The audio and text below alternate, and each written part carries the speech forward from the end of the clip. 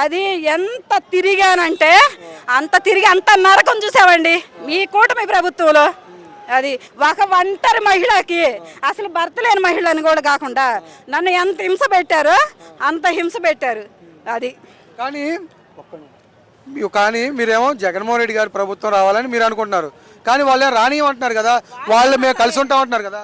వచ్చిద్ది, మళ్ళీ వచ్చేది 100% జగనన్న ప్రభుత్వమే వచ్చేది. జగనన్న ప్రభుత్వమే. జగన్మోహన్ రెడ్డి గారి ప్రభుత్వం వస్తే ఎలా ఉండబోతుంది అంటారు? రపారపానే అభివృద్ధిలో అయినా దేంట్లోనైనా జగనన్న తర్వాతే.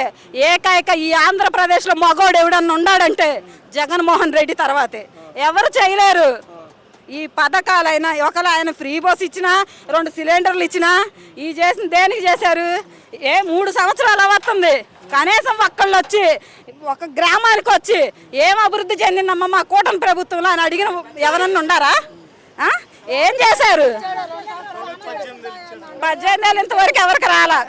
అమ్మఒడిలో 15 ఏళ్ళు జగన్ ఎందుకు వేసాడు అన్నారు. ఇవాళ అదే 15 ఏళ్ళు మీరు ఎందుకు వేయాలా? 13 ఏళ్ళు ఎందుకు వేశారు? 9 ఏళ్ళు ఎందుకు పడ్డాయి?